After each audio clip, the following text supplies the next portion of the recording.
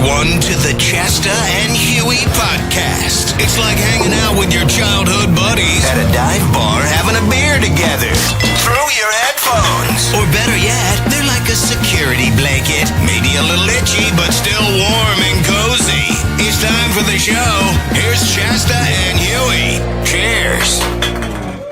Cheers! Cheers, my brother. I got water, I got kombucha, I got my protein shake. I had to put the coffee down because I've had way too much today. And I, disclaimer, am fully caffeinated today and a little off the rails because I don't know my ass from my elbow. I don't know what time zone I'm in.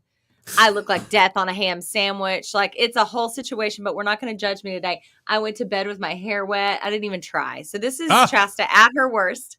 Welcome. Thanks for being on the pod. I missed you. How are you? I haven't seen you in a whole week. Miss you too. Welcome back. Yes, I'm exhausted too, but for different reasons, which we'll get into in a little bit. You were living your best life while I was gone? Yeah. Oh, yeah. Yeah. And well, one witness was our boy Thomas. He was with me for part of it. Thomas, yeah. Were you? He's already on. Fam. Yeah. He was babysitting me, or no? We were hanging. Was he like a wingman? Was he like? Yeah. We spent a lot of time together on Saturday, which we'll get into in a second. But I don't know. I feel like we should spend your time. Well, I don't know where to begin. Like, I could talk about my issues. Do you have a special guest? Who are you looking at?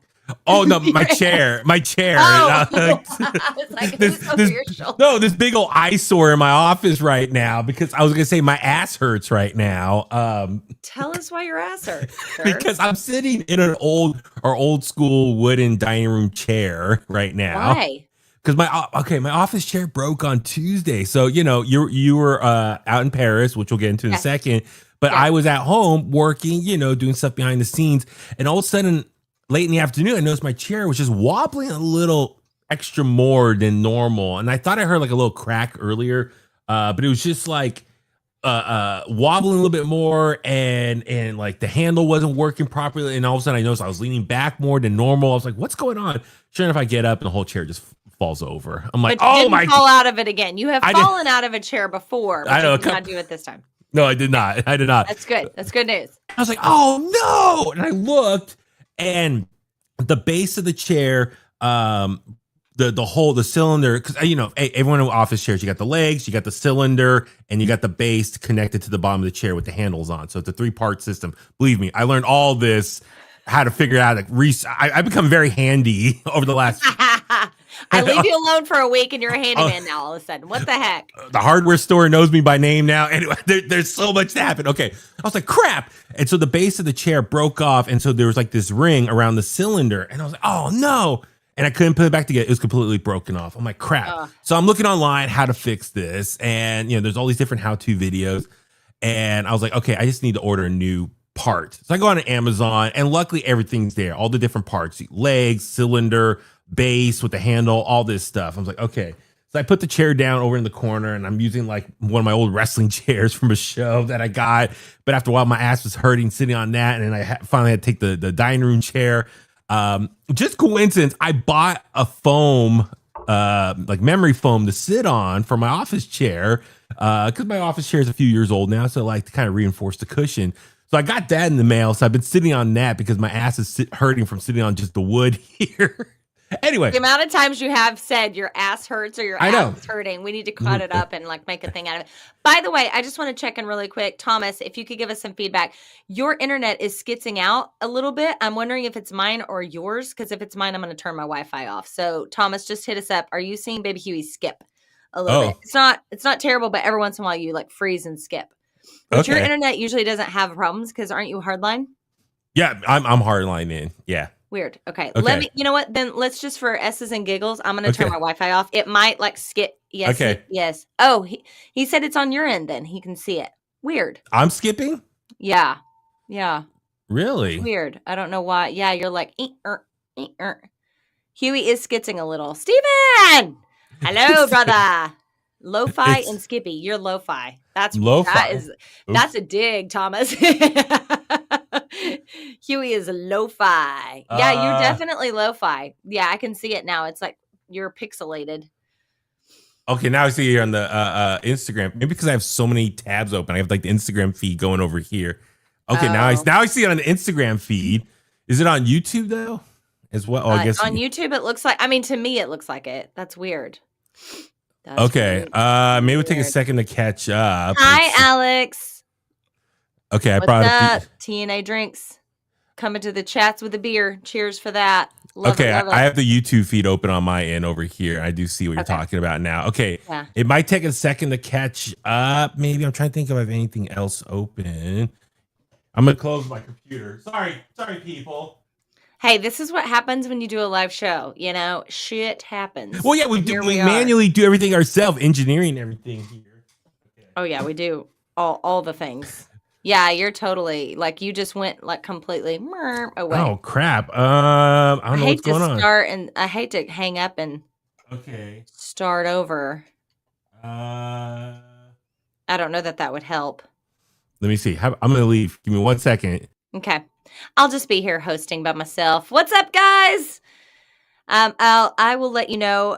Well, first of all, you're back already. That was really fast. You just left and popped back on? Yeah. Let me see if that helped. I'm looking at the YouTube feed. Sorry, people. I don't know what's going on. Steven said, let's get this tech stuff figured out so we can get back to talking about Huey's ass. I know. Exactly. I love you on this clip. Priorities. Okay, my YouTube here looks a little bit clearer. Okay. Hopefully that makes sense for you guys, or it looks better for you guys. Hopefully so. We'll you're so far. Maybe there's an outage in Alameda. I just don't know it. That's the other thing too. Yeah. Blame Alameda. Okay. It looks like I'm going pretty good on the YouTube feed over here on my right side. Okay, so let's go back to your ass for a second. Okay. So I have a question though. You said a wrestling chair? What do you mean by a wrestling chair? You have a wrestling chair? Yeah. No, I got like here. Like what? Like one that you like pick up and bang over somebody's head? Like I'm not following. Yeah.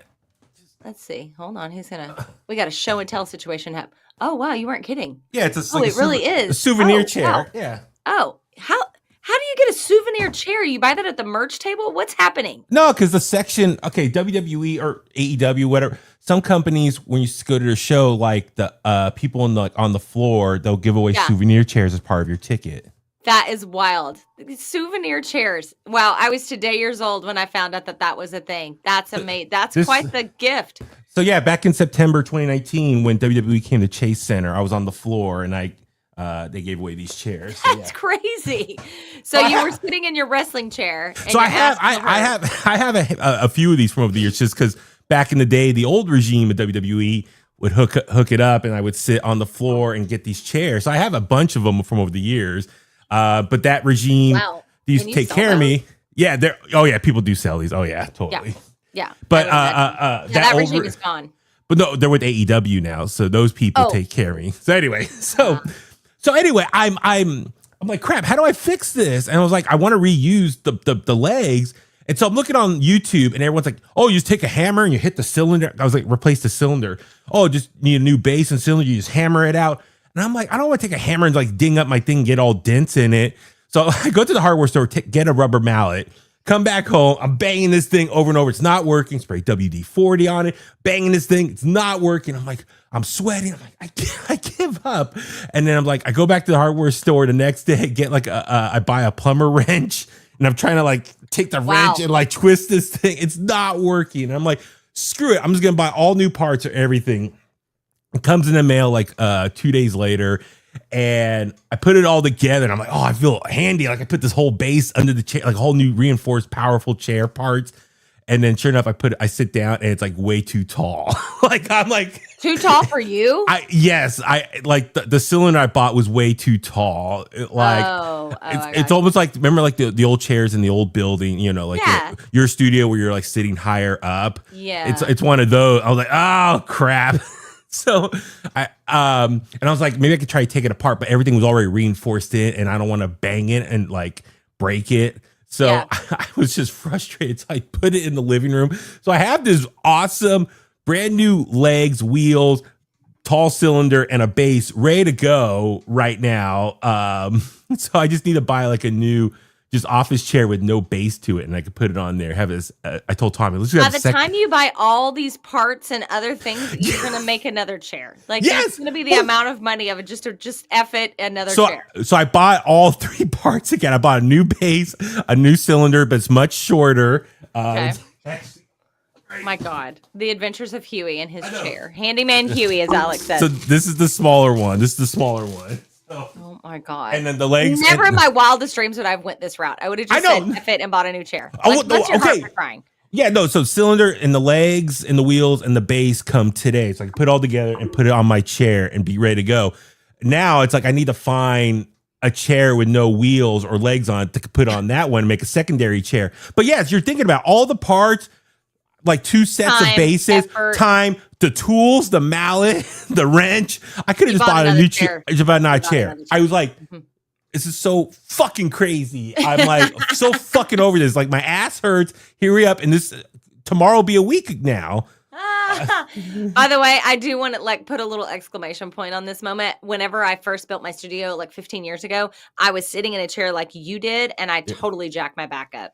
So I know, prioritize this and get it done. It's just so bad on your hips and your spine and everything. Get it done as soon as possible. Yeah. So anyway, like I said, in the other room. So if anyone has like an old office chair, like the legs are busted, I'll just take the main chair part and I could put it on this new reinforced base that I have. Yeah. I was looking online. I think I saw Target offers that, but like everything, it's like the full chair. Like I don't need the full chair. I don't need the legs and Look on Marketplace. Look on Facebook Marketplace. Okay. Or I was even never done that before. Actually, Steve, who's on here right now, he does like the free, like if you put in like Alameda free shit, like there'll be like a page and you can find some stuff on there too. He does that stuff all the time. Well, the thing is too, is since it's so tall, like, you know, our chairs in the studio at the station, the tall ones, they have that ring in the middle, so you can like rest your feet up there because you're sitting so high up. You put your feet on that little ring. I don't have a ring. I was like, I should have got one of those, but now I can't because everything's connected. Anyway, what I'm getting at is maybe I can make it into like a big fancy stool. Like it's tall, but I can like hover over it. Like you can't see my leg. Like, you know, spread my legs out like this on top like that. So anyway. I'll send you photos and videos later of like what's going on. Anyway, so that's just wow. That's what I've been dealing here at home. My weekend we'll get into a second. Let's get into yours, Paris. How was all that? Yeah. Paris was awesome. I know no one's excited about every single detail of my trip, but in a nutshell, I will say Paris way over delivered. Like I had high expectations, but it was even better. It was so much prettier than I knew it'd be pretty, but it was prettier than I expected. It was, the people were wonderful. The food was delicious. Everything. I mean, just absolutely no complaints except the heat. Did you go to Disneyland Paris? I thought you did go. Yes, okay. I haven't had time to post. Like, I was like everything. Yeah, because I saw you posting stuff. I'm like, where's the Disneyland stuff? Like, I thought that would be like the first thing you would be posting. It was the last day. We didn't go until the final day. So we literally were just there Saturday, and then we left yesterday. We had 14 hours of travel to get home. So like, and we had no Wi-Fi. JetBlue, I don't know what you're thinking, but no Wi-Fi on an intercontinental flight is torture. That's actual torture. It was brutal. So it was a lot of sleeping and trying to get comfortable. Anyway, nobody cares. It was awesome. It was that I'm not complaining, but the one thing that was pretty wild and that you can't plan for always is weather. And we were there for record-breaking heat. Like, and I mean, when I say record-breaking, I mean Paris has never been this hot in the entire time they've ever kept records since the 40s. It was unbearably hot. And here's the problem about it is Paris is not built for that. It's not normally hot there, so they don't have air conditioning almost anywhere. Yeah. Only 20% of places in all of France have air conditioning. So there no restaurants, no cafe, they don't have air conditioning. So you would just have to sit out on the patio underneath an umbrella in the shade in 102 degrees and just like fan it out with the menu. Okay. That was brutal. Our hotel the last 2 nights also claimed to have air conditioning. It was a fan. They lied. And even the first night, the fan was broke. So we had to, I just funny story. You'll appreciate this one. So we had to, we were on the 3rd floor and we had to open the doors. They had nice, pretty doors. And so we opened the doors entirely, but we're like glamping at this point. I mean, like we're literally camping. We have no air whatsoever.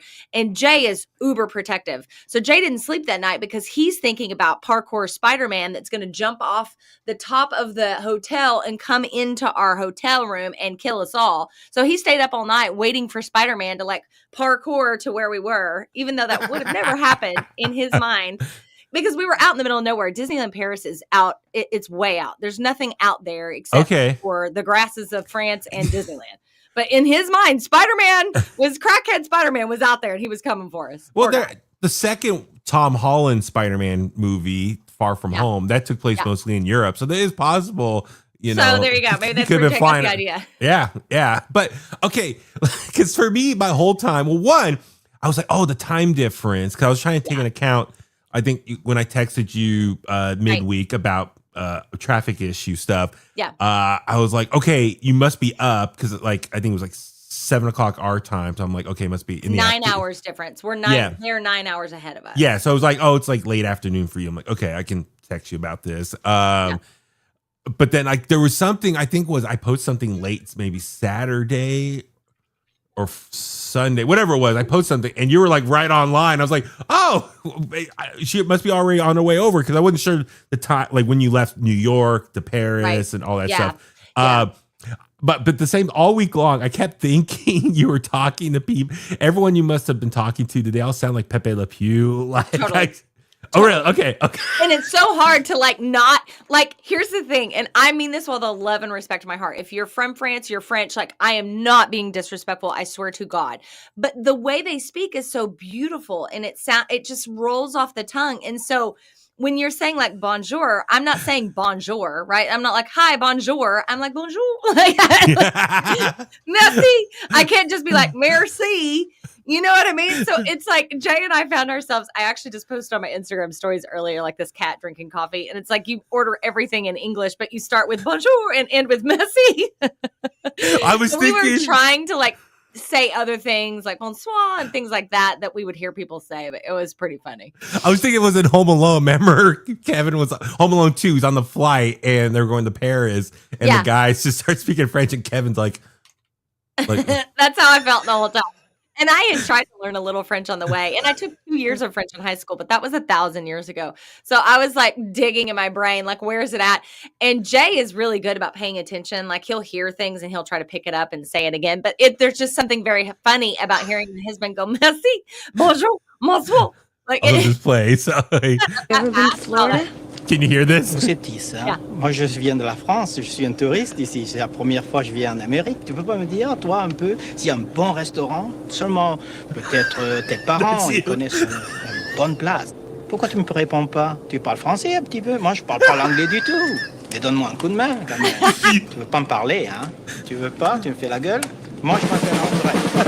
So I thought that was you the whole time. Just playing. I was Kevin.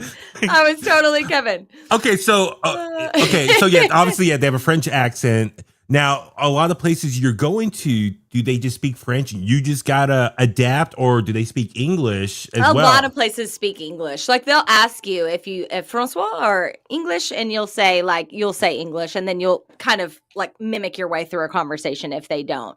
They're very aware, like of, you know, other cultures and definitely Americans. Like they guess we were from America. Very I don't know. Was it like, isn't there like a Google Translator app? There is, and I use that a few times. Like the woman in one of our hotels, she came to the door and she said, I don't speak English. And she said, Google. And I said, hold on. And I went and got my phone and I came back and we spoke back and forth, which was amazing. Like the fact that is technology these days. There are so many things. I don't know how you do a trip like that without your phone. Yeah. And without Google. It's crazy. Well, aren't there like newer... Wait, no. Supposedly the Meta glasses can translate, or in real time, or in AirPods Pro. The new AirPods, the third generation. I think those can like translate in real time. That's amazing. I know. That would be worth money for sure. I mean, I have the second generation, which still work fine, but like I was like, oh, maybe I should upgrade soon. But if you're a big traveler, and that would be well worth it. I mean, or you could take a photo of like a menu and Google Translate it and stuff like that. I've seen that before. It was really amazing. I do that. I did that in Japan, like every single meal, and it was so helpful. When I took someone to Japantown. a Japanese store in Emeryville. She was showing me how to do it. Yeah. So anyway. That comes in really helpful. So highlights in Paris, if you ever want to go, the Eiffel Tower was so much more incredible in person than I thought. It's so much bigger. It's so much grander. I had no idea. I did, but I didn't. You can't know until you're standing under it and you're like, holy shit, it's huge. And it's so high. We took Cody up there for his birthday and he had little macarons as a dessert and we had champagne at the top and cheersed him and sang happy birthday for him at the top of the Eiffel Tower. That was really cool. That night we went on a river cruise down the Seine River and ate a meal. That was really fun. Highly recommend that. I'm trying to think, wasn't it in National Lampoon's European Vacation? They go to Paris, right? Don't they go to the Eiffel? That's funny. I watched the original National Lampoon's Vacation on the way home. Yes, I believe they do go to Paris. I'm pretty sure. But they were constantly driving in circles or dude, I would never in my wildest dreams, Huey, I would never drive in Paris. It is the worst traffic. I lived in LA for 6 years. Yeah. It is so much worse than LA. It's worse than New York. It's the worst traffic. And they have constant roundabouts everywhere. There was a moment where we were in an Uber and we were like, I mean, it was so bad. We had the giggles. Jay turned around. He was like it was bad. We have in Alameda, they've been putting more roundabouts in. So I've been getting used to it now. Literally now you're going to be ready for Europe. Yeah. Literally at the end of my block, they put a roundabout in there now. So when I come home, I'm always like, wee, going in circles. So drivers have a real fun time with it. I'll tell you that. Okay. I was trying to think what else about Paris. So but Disneyland Paris. Louvre, I did the Louvre. That was amazing. The Louvre is the big museum where the Mona Lisa is. Saw the Mona Lisa. She's very tiny. She's about yay big, and you have to fight to her. Oh yeah, it's crazy. Now, is it true you can't film or something like that? They said that you're not supposed to, but everyone did. In fact, I have a picture that I'll show you. Oh, I wish we could float it in here, but where I did the Instagram versus reality thing. So I took a picture of Cody in front of the Mona Lisa, so she's over his shoulder, and then I zoomed out, and there were 400 people beside him. If you email me right now, send to my Gmail. Okay, cool. I'll do that right now. When you say a Louvre, is that the thing? What's those body scrubber things? What are those called? Oh, loofah. Oh, loofah. Sorry, that's what I thought. Definitely not a loofah. I mean culture. Yeah. You do. We need to get you on a European vacation stat. No, the Louvre, if you're going to say it. Well, how big is some people do? It's massive, Huey. Oh, the Mona Lisa? Yeah. 8 by 10. I mean, it's not. No way. Swear to God. Hold on. I swear to God. It's so shocking. You're like, wait, what? I'm actually going to send you a couple pictures so that you can see. But I'll send you the one with Cody and then versus reality. It says 30 inches by 21 inches. Yeah. No way. Maybe it's not 8 by 10, but it's not big. It's shockingly small, especially when it's across the room from the Last Supper. And the Last Supper is about 24 feet by 50 feet. I mean, it's the biggest painting I've ever seen in my life. So you're like, oh, wait, what? It's pretty goofy. But it's so cool. It's really, the Louvre is huge, but I would say if you ever are going to go there, you need a plan. You need to know what you want to see, or else you just are like, oh my God, I'm overwhelmed. Okay. I'm sending you the pictures right now. Okay. So, oh crap. Okay. So then the other cool things really quick, because again, I know nobody cares. The catacombs, holy shit, Huey. That was amazing. So that's okay. I mean, this is what you saw on Google. Yeah. Yeah. Google. So you can kind of tell, I mean, you don't have a reference point. I just sent you I emailed you the one with put his head by it, so you can kind of get, everybody can see, see my email. See your email.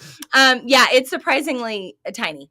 But the Louvre is great. The ancient Egyptian area in the Louvre, also really cool. Seeing sarcophagi and mummies and whatnot. That's neat. That's super neat.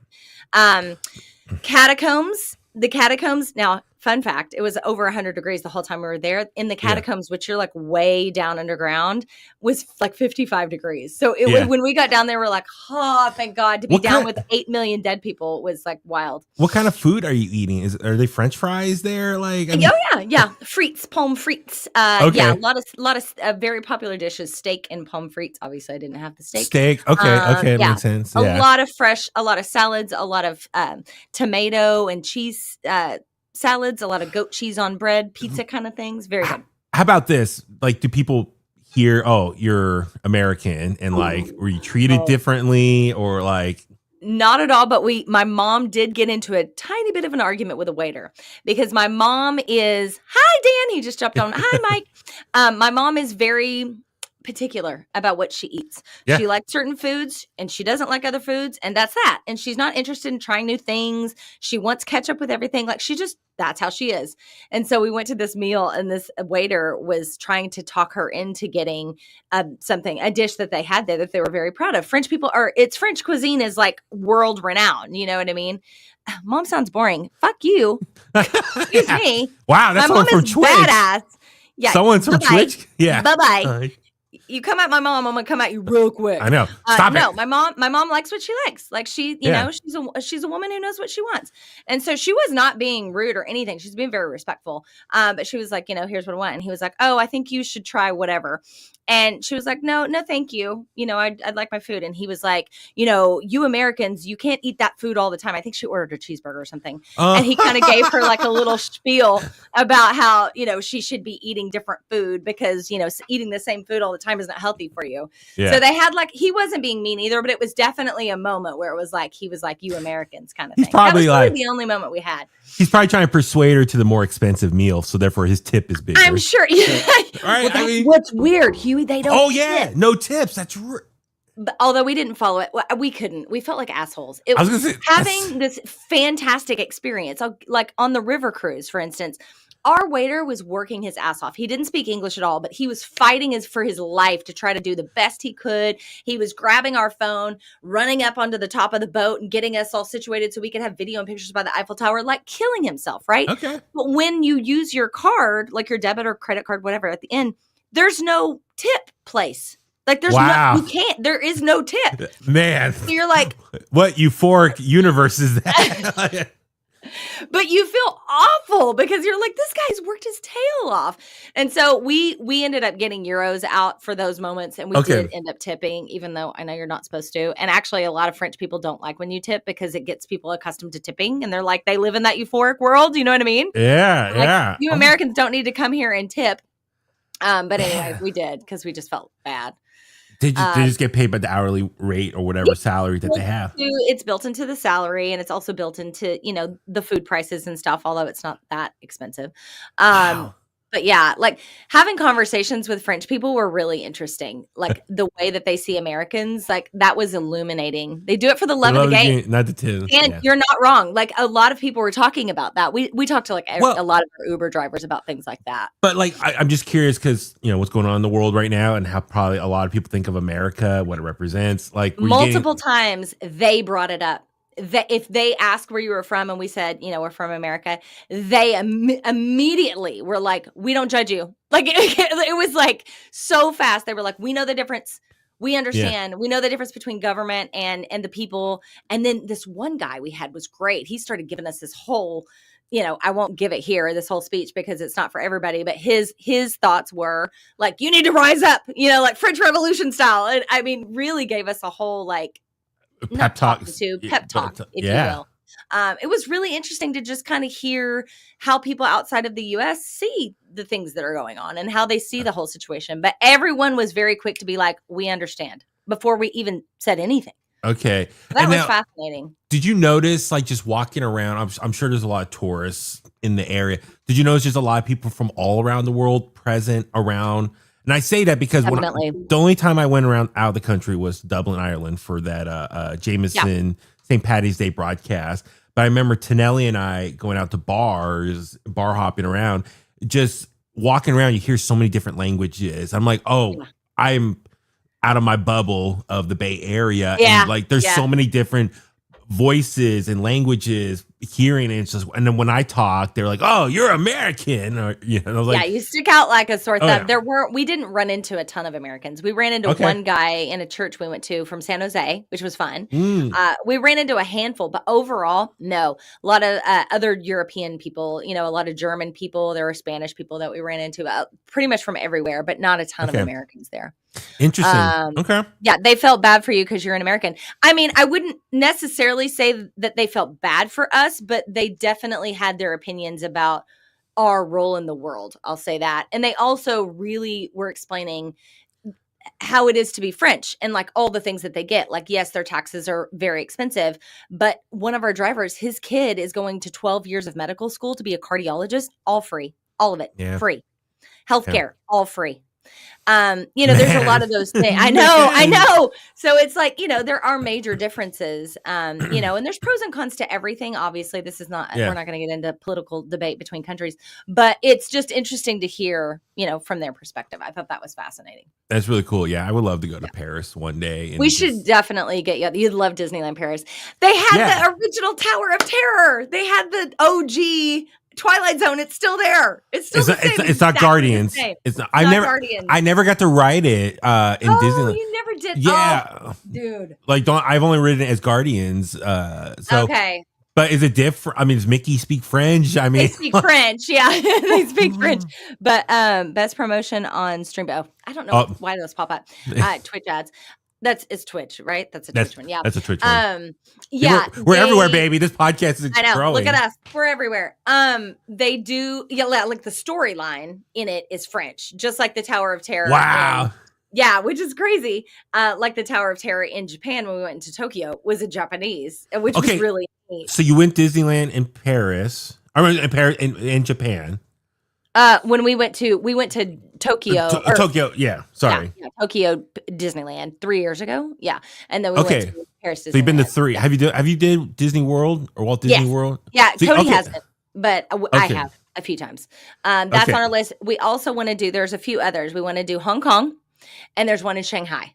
And actually what we'd like to do is do Hong Kong and Shanghai together, because that's not really that far apart. If you're going that far across the world, you might as well knock both of those out. You know what I mean? So do Hong Kong, do like a week, and then do Shanghai the next weekend. And that way you can knock them both out. That's the goal. Okay. Sorry. No, Dan Delay's texting me something. Yeah. Dan, your comment's funny. So, I didn't even see that. Sorry. Dan. Love you, brother. So, sorry. The recap. So yeah, you've done 4. Disneyland, Disney World. I don't know who this douchebag is in the comments. Daddy money must be big to take all these trips. Yeah, I work really hard. Yeah. I work really hard, and I don't spend money on cars, and I don't buy flashy things. I spend money on travel. So there you go. Fuck right off. Okay, so Disneyland, Disney World, Tokyo, Paris. So you've done 4 Disney properties. Correct. Okay. Yeah. Okay. So all we have left is Beijing. Sorry, not Beijing. Shanghai. I've been to Shanghai, but I haven't been to Disneyland. Okay. I went before Cody was born. Okay. And then Hong Kong. So wow, they got one 2 day, over there. One day that'll happen. That's awesome. Okay. It's very cool. So two other things, and I'll say this really fast. The catacombs were awesome. I know that sounds so weird. It's like going down in the middle of Earth to like visit 8 million bones, but it really is spectacular to see. It's just so humbling. You get down there and you walk down a million steps, and you're like, where in the F are we going? And it takes forever to get down. And then all of a sudden it's just like, so quiet. It's crazy. Is Jim Morrison buried in France? He is buried in the cemetery we went to. Yes, I actually posted about that. Okay. Yeah, that cemetery is the prettiest cemetery I've ever been to. And I will say this, I've been to a million cemeteries. Like, I'm a taphophile, which is a lover of cemeteries. Like, that's my thing. If I go to a new city, I'm going to the cemetery. That was the prettiest by far. Jim Morrison's grave, you would not notice it. And especially in the middle of all those graves, it's very small. Okay. It's very average. It's got a lot of stuff on it, but other than that, you wouldn't know. Because, he went to Alameda High for like a semester back in the day. So there's a connection to Alameda here to him. For sure. So, I did say, when Mojo Rising calls on the Lick Me Wall at some point this week, I did take a picture for him. There was a license plate holder thing, and it said, Light My Fire, Mojo Rising. And I was like, I got to take a picture for him. So I'm going to send that to him because that's pretty cool. I'm trying to think what else was going to ask about the Paris. Like, I'm trying to think. I don't know if you could check out much of the nightlife there, like the bar scene. I don't know. I'm just kind of curious. Like, it's all. Excuse me. Obviously, we didn't go to the club because my mom and son. Oh my God! I'm looking at photos of the catacombs. These are like skulls in the wall. Oh yeah, Huey. No, it's insane. I had no idea. Like, yeah, no, it's piles. What? When I said 8. when I said 8 million people, that was an exaggeration. There's an estimated 7 to 8 million people, their bones in the catacombs. This looks like, like the Goonies. Like, I don't know, just wait. It is. I haven't posted these pictures yet. I'm going to try to do this. Okay, whose body parts or bones? They don't know. I mean, they do know. They have, like, on the walls, they have pictures of notables, very important people of the times that are in there. They don't know where they're at or anything, but they do know that they're included in that. But I don't have time to send them. Okay, all all good. Yeah. But look at that. I mean, it's crazy. I have a picture created in the late. Look at that. It's piles and piles. Wait, created in the late 18th century. So what, 1700s? Yeah, exactly. So basically the idea of it, you got to read up about it. I bought a book about it. I already knew a lot of it. But they dug up a lot of cemeteries in the area because there was a time when they dug up cemeteries in the cities proper. Like when I was in Prague, they did the same thing and they built the bone church. But they dug up cemeteries in city proper and put them outside of the city. There was a thought, there were a couple of thoughts. Number one, it was like dirty. Number two, it was creepy and scary, get them out of the city. There was another thought that you could catch death. A lot of people thought that you could, if you were around death, you could catch death. So they wanted all of that gone. So they just disposed of the bones. So the catacombs are of that. Basically, they took all these cemeteries, dug them all up and just threw them underground. Wow. And so you've got, so you go way down into the depths of earth and you're hanging out with piles and piles of 8 million people. It's crazy. I mean, I has there been like a ghost adventure, ghost hunt down there? I mean, like, I'm sure like just Rome has one too. Ghost the energy of like, Huey, when you get down there, it takes your breath away. It really does. Once you you can think about it, but once you step foot in there and the silence and the cold and just look around and you're like, this isn't a set. This isn't pretend. These aren't like, these are humans. Can you touch them?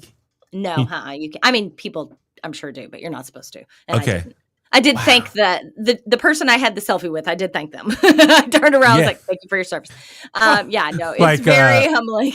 Like Sean Astin in the Goonies, thanking One Eye Willie. Yes, you know how much I'm alike with Sean Astin. Thank you, One Eye Willie. Thank you. That's basically how I felt. It's incredible. If you ever want to go to Paris, I will fully help plan your trip because there's definitely nothing let us down besides the weather. Nothing let us down. It was incredible. Incredible. That's they should do like, I'm just thinking like wrestling promos and like other fun stuff, like videos they should do down there. Dumb question. I know that like AEW does a lot of stuff in Asia, right? Do they do any European stuff? Like, did they do big European promos and things? Well, it's actually funny. I had my interview with Will Ospreay on Friday. Congrats to him. He won yesterday. So he's now going to get a title shot. That's a Huey. That's your luck. My good luck. So now he gets to be in the main event of All In, their big wrestling show in August at Wembley Stadium in London. He's British. Oh, in London. Oh, yeah. Wow, that's so cool. His goal is to be the first Englishman to win a world title in England. So. Oh, wow. That's so cool. This is like a boyhood dream for him. So last night was like phase one of this whole storyline for him. But we were doing the interview. He brought up he loves how AEW has been going to like these different like venues for their shows, because a lot of times like WWE they go to like just a lot of sporting arenas. Right. AEW's been mixed up and going to different places. So, but he told me he told Tony Khan, the owner of AEW, he wants he knows the Coliseum in Rome. They have like events there, parties, DJ stuff. He's like, we should have a wrestling show there. So he sent it to Tony. I wanted to ask at the press conference last night, but it was just the vibe and they're focused on other things. I don't want to change the subject too much, but sure. That would be legendary. So yeah, having a wrestling show, an AEW wrestling show at the Coliseum in Rome, that would be amazing. So that's just a crazy thought in general. That's really creative. I wanted to mention, yes, Queens of the Stone Age did record an acoustic live album in the Catacombs. Now, Thomas, Jay and I were talking about that after we left there. I don't know, and Gojira. I know when we were passing so hold on, I'm getting ahead of myself. Okay, so back it up. So Queens of the Stone Age, Thomas, I do not understand how they did that, because there's very little room. Like you're walking down like corridors to get through these bones. I don't understand how they pulled that off. I need to like read up about it. Also, we never saw an elevator. I'm positive there's some sort of service elevator, but you never see it. You walk down tiny little stairs and you walk up tiny little stairs. So the fact that they pulled that off and didn't like shake up the bones is beyond me. So that's super cool. And then Gojira, as we passed where Gojira was during, you remember the opening ceremonies last year for the Olympics, and Gojira did their thing. We walked past there and I was like, that's where it was. Like it was so cool. I was envisioning it. Did you go play Alice in Chains' Damn Bone? Oh, Damn Bone. I had it in my head the whole time. The whole time. Dude, I was walking around just stunned, like glassy eyed. It was crazy. So freaking crazy. Oh, because I saw Rusty Chains on that first Saturday that you're out of town. So that was last Saturday. And Ed was on that show, right? Yeah, it was great. Who was on that show? Deadly Vices too. Dude, so yeah, such a great lineup. It was an awesome night. And Paul Mendoza from Unjust fame, but also Cloud Collector and Pixar. Him and I broed down so hard that night. Like we spent a lot of time talking, just all about the music scene, but Pixar. But anyway, he's super excited to give us that tour very soon. So excited to take that tour. Very excited. Absolutely. So yeah, Paul, thank you for just hanging out with me and stuff previous Saturday, but then this past week you went out like every night. Living his best summer of Huey 3.0. It was you gotta sleep at sometime, dude. No, well, Friday Friday was really busy just because Thursday night, AEW, All Elite Wrestling, they were in town yesterday at SAP Center. Thursday night, the PR team, who I love, great people, they text me like, hey, you want to talk to the owner tomorrow? I'm like, okay, yeah, I'll make it work. But because I already had the Will Ospreay interview in studio and I was prepping for it and I have to drive in and get ready for that. And I was like, okay, can we do it beforehand? So we went back and forth on time. So we set on 10 o'clock. I'm like, okay, great. If I do like 20 minutes, then I can export the files, send it to our digital team, and then rush to the station after. So we got that done. I'm rushing over there, and then we do the interview with Will Ospreay. Honestly, it was probably one of my best wrestling interviews ever. I can't wait to watch it. We probably went almost an hour. There's so many great quotes. He was so easy to talk to, but so many great quotes that I'm going to try to get. And a lot of media wrestling outlets been picking up on it. It was an amazing day. I'm so proud of myself. I mean, so it was like 2 wrestling interviews in one day, but then also Jesse Leach from Killswitch earlier in the week, which was awesome conversation as well. He was so great. So it was just a busy week with just interviews, prepping for stuff. You know, we like to prep, take our time. So anyway, when I got home Friday afternoon with traffic, I was just exhausted. So I was laying down. All of a sudden I woke up and it was like 8:30. I was like, oh, it's Friday night. I want to go do something. So I jumped up and there was this show. There's like a saloon out in Lafayette and there's a local covers band, Late at Last. I really want to see them.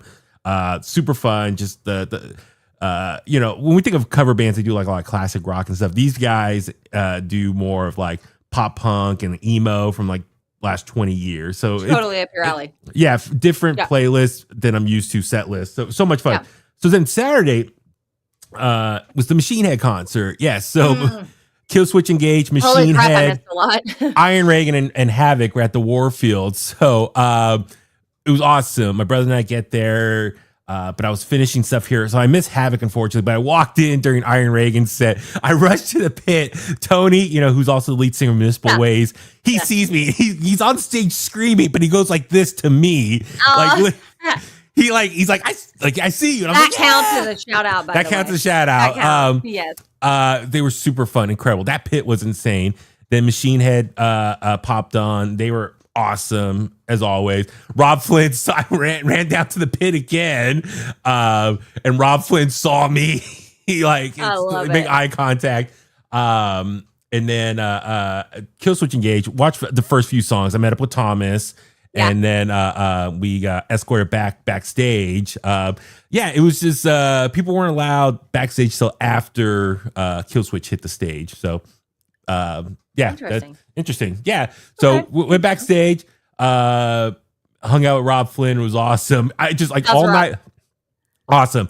All night. Give me a big hug. Play with his dog. We talk poop stories about his dog. His dog was yes, it was great. So that's great. And Did you have a drink?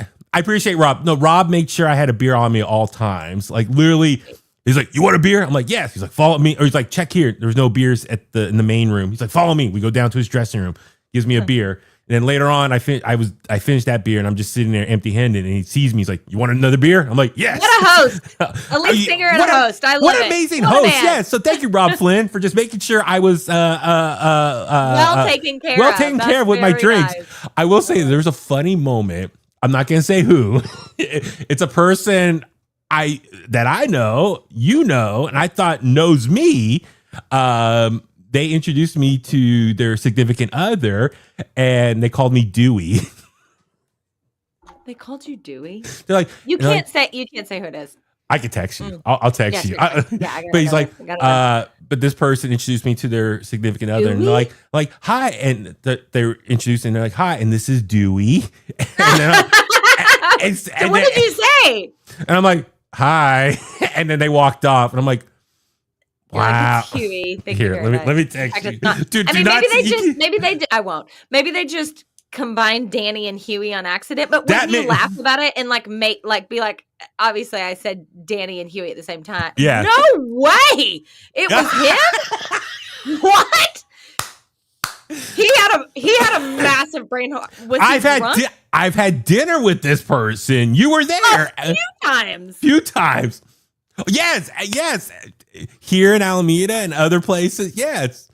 I was shocked. I was like standing. I was so embarrassed, but I was like, do I correct them? Or I didn't want to embarrass them. I just let it go. Thing out of it. Was he drunk? Not that I know of. But yeah. No. So, that's funny. But he's like, "This is Dewey." And I was like, was he trying to be funny? I have no idea. Awkward. I have no idea. I think he like squished Danny and Huey together. That's the only thing. That's the only thing I think of. He's gonna laugh so hard. But yeah, but please keep that between us and like I will. But yeah, Did Thomas witness that? Thomas, I don't know. I think Thomas might have been at the other end of the hall. Because the Warfield, I love being underground at the Warfield, like just it's old rooms. So like, I know how many amazing people have been in those rooms, and those rooms can talk. Like the Catacombs, like is a legendary venue. Yeah, probably not. You did, Thomas, you did. You did witness it, Thomas? Did you? Okay. I was gonna say if Thomas was standing there, I'm surprised Thomas wasn't like, "Bro." Okay. So Thomas, I'm not trying to make a big thing or say this person's name. It's just no, but it's funny. What is Thomas's? Thomas, what's your theory on why he got it wrong? Was it a Dewey situation? I mean, it does. I could see. I have brain farts on people's names. True, maybe I'll give the benefit of the doubt. Like a simple mistake. This isn't somebody that you've been very casually like, "Hi, True. nice to meet you." Like, but we've had dinner with them. That's hilarious. Maybe he did it and then it was embarrassed and didn't. Yeah. No, but I don't know. So maybe next time we're all together, you got to emphasize, "Hey, Danny, I know. What's up, Huey? What's up, Huey? Oh my God, I am crazy. Maybe like I said, maybe simple mistake. Like I said, I'm just. For me, in that moment, I'm like, okay, I'm just gonna let it. I'm embarrassed. I'm not gonna say anything. I'll just let the moment pass. But of course, I had to tell you on this podcast. We spill all the tea. I know, but it was so much fun. And that's the thing. Like, I ended up missing most of Killswitch Engage's set because we were hanging downstairs. Thomas and I. Not sure how. That's what happens when you're friends with Roxas. Not sure how or why. Poor baby Dewey. I know. Baby Dewey is your new nickname. So no, but it was so much fun. Our buddy Craig was down there. I mean, it was his birthday, wasn't it? Yeah. Oh yeah. Cody and Nick Souza were down there as well. It was Cody's birthday. I saw that. Yes. Gary, Snake were down there as well. Metal family reunion. Yeah. No, it was so much fun. Like we were just literally, it was like a house party downstairs at the Warfield, like hanging in the main room in the hallway. But yeah, we were like hanging out, just chit chatting all night. I had a really good talk with Snake. Like, I love Snake. Yeah, catching him up on he didn't know everything that I've been going through the last couple months, so just filling him in there. No, it was great, and it felt like like a house party. But yeah, most of Killswitch's set, and but they'll be back at Aftershock. So, and I saw them last summer as well in Concord. So anyway, cool. I have to tell you this story real quick as well. Sorry, I know we're running long. Yesterday, I went to my show. I'm not even paying attention. Yeah, AEW Forbidden Door yesterday. Their big pay-per-view at this SAP Center in San Jose. Super fun. I had probably the worst experience as far as people around me. So I brought my buddy Chris, funny comedian from here in the Bay Area, Chris Tinkle. He's my witness. It just set up a whole conversation in the press room afterwards. So him and I get there early. We sit down. And it says father and son right behind us. I'm like, oh, that's cool. Father and son. Yeah. First match starts and the kid's just like yelling different things. And like he's talking, the dad's and I was like, oh, that's cool. Like the kid's really enthusiastic. I remember being that age, like, really into it. Sure enough, probably by like the second match, this kid just starts all the cuss words you can think of. He starts shouting them and then racist derogatory terms as well. I was shocked. How old is this kid? Maybe 10, 11, 12 max. Oh my God. Chasta, I was shocked. And then the dad starts yelling stuff and like it was like English and Spanish back and forth, like different derogatory terms that I know exactly what they're saying. Right. But this kid had the worst mouth ever. And the dad's yelling stuff too. But like the kid was saying the F word every other word. There would be a Japanese wrestler in the ring. And this kid was yelling every like random Japanese terms thinking he's being funny or trolling. I mean, it was horrible. It was so horrible. I was ready to turn around, take off my belt and give this kid the whooping he needed. A whooping. Yeah, no kidding. I was going to say, I'll give you the whooping that your dad refuses to give you. Obviously, this is bad parenting right here. This is terrible. And sure enough, I'm looking around. Other people are looking back. And then a couple rows in front of us, there was a dad with a couple of I think a couple of his kids, a daughter, son, or a couple sons and daughter. They were so well behaved, just sitting there nicely. And then the dad's looking back. I mean, it was so loud. Chasta, like at one point, I took my phone out and I just had it recording. I needed some proof. And I was like, gonna maybe play it here, but I'm like, the words this don't kid want to was repeat those things. Yeah, exactly. It was horrible, but like even the security guard, like the usher down the floor, he was looking up and it was loud. And like he was shouting like throughout all, and the kid's like right behind me. So it's in my ear. I'm like, but see, I'm press. I have a press credential on me. Right. And I'm trying to be professional and I don't want to start. But it's like, what do you do in that situation? Like, do you tell them shut up? But then they'll be like, oh, we pay for our ticket. We can do what we want. But it's like, and the dad, if he's letting his kid behave like that, is not going to be a class act. It's not like a guy going to be like, you're right, we'll sit down. Like, exactly. Know how that's going to play out. It would turn into a whole confrontation. But it's like, you got the most obnoxious couple there, this father and son in the press section, just happened to be where all the press people, like you're in the section, probably the most professional group of people there on their best behavior. And you got the most obnoxious, the worst people there. So were they in the press section? Like because we were sitting in like 115, so we were still like fans were in our area. Okay, so we weren't completely like away from everyone. We were sitting with the civilians, but it's like, what do? Do you say shut up? But then it's like they'll be like, oh, I bought a ticket, I can do what I want. But it was like horrendous. Sure, and then it was weird. Like the dad, you could tell was just getting drunk. Like he was drinking and like his voice was getting more hoarse as the night went on. It was a long show. So literally about a few matches before the end, his voice was getting more hoarse and he kind of slowed down. The kid was just full of energy, but the dad was at one point was getting up like after every match. And so we were like, where's this guy going? He's leaving his kid in the chair. So we can only assume, what's this guy doing away? Did he drive home too? And that's what my friend said. My friend's like, he's concerned about them driving home because at one point I can hear them talking and I guess the mother was texting the dad and like, where is my son? Like, where is he? And he's telling the son, oh, look, she's asking where you're at. It's like, it's 9:00. Like, where are you? So they left after the second to last match. And so thank God they weren't there for the main event. So I got to watch my boy Will Ospreay win. But it got so quiet after they left. Like, thank God. Everybody in that section was probably like, oh, God, what a relief. Oh, that's awful. It was terrible. Like, it's such bad parenting. And obviously, I was like, this kid, like, I bet he's probably like the class bully in his class. I mean, I'm assuming the worst things about this poor household that this kid lives in or acts. If they act like that in public, can you imagine what happens behind closed doors? Bring it here. I want to show Chasta what I made. So, what you made? Did we do crafts while I was gone? No. What happened here? So anyway, so yeah, this kid was terrible. Like I said, and it's just bad parenting. I mean, we were joking like, no. I witnessed bad parenting. Oh, I got my chair parts here. Oh, I was like, what? No, the one I made. So anyway, so it was just it was so bad. I'll send you the video later if I can get it down to you. But it was terrible. Like I just so this is what I made. Going back to what we talked about. Macaroni necklace, Thomas. Oh wow! Oh my God, we've come full circle, ladies and gentlemen. Okay, I see. So anyway, that's what I made. Yeah, so I just need a top now. Give it up. So yeah, I can make office chairs now for you. Call me. New side business. New side Exactly. hustle. I was just gonna say that. Put it on your resume. Now go to Facebook Marketplace. See if you can find the part you need. Okay.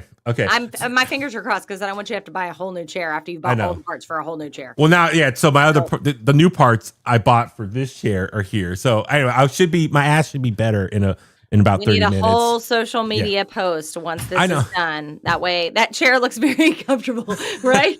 Yeah. No, so as you see, I just need the actual chair, or maybe, like I said, a stool or something. But it can like extend pretty tall. So anyway, I'm just like, my friend and I, that's our whole car ride home was talking about this kid, his father. And like, I just feel bad because the kid, he was just. Stuff he was saying, it was like he's just a parrot. He's repeating. A parrot. He's repeating stuff he's heard. He doesn't know what half that stuff even means. Yeah, he's repeating stuff that he's probably heard his dad say before in the past. And so, and then when the dad was upstairs doing whatever on his own, we were speculating what could he possibly doing away from his kid. But he was silent. So it's like when the dad was there, he was then acting up. So was he trying showing off, trying to get approval from his dad? Like, hey, I could be one of the boys. It was horrible, but like we were dramatized from this. So we were in the press room afterwards, and we were talking, and some guy behind me was like, "I heard that guy too." And then a few of us, the press guys, we were all like we go, "Yeah, like what the hell was up with that? That was terrible." So anyway, it was parenting is a thing. Like I saw a lot of bad parenting stuff whenever we were traveling, so I fully understand your point. I was like, but nonetheless, and you want to like chime in, you want to be like, "Excuse me," but you're like, "Nope, not worth it." I looked around and I was like, okay, I know if I said something, it's going to turn into a confrontation. And I thought I don't want to be. The right choice. I was trying to be the better person. And like karma will get back to, but yeah, we were worried like how that kid was going to get home. Like the dad is drunk. Kid got home. Yeah. I prayed for that kid. But anyway, nonetheless, the show was fun overall. And so, Good. Anyway, I had a great time. Thank you, AEW, for taking care of me. Love those people. They always look out for me. I got to play catch up on the interviews you did while I was gone too. Well, this has been a blast. I've got to actually finish my. I got to finish my show. I got to make a chair. Yeah. I know you actually seriously as your boss. I'm going to go into boss mode. Prioritize that because I do not want your back thrown out because of that. Because I've been there and it sucks. So prioritize that. That is priority number one. This is the cushion. Sad that you have to build your own chairs, but that's where we're at. Oh, the cushion looks nice. Huh? Yeah. Thank you guys so much for being here with us. Thank you for the long catch up. It was much needed after being gone for a full week. So we'll be back with you next Monday. We love you guys.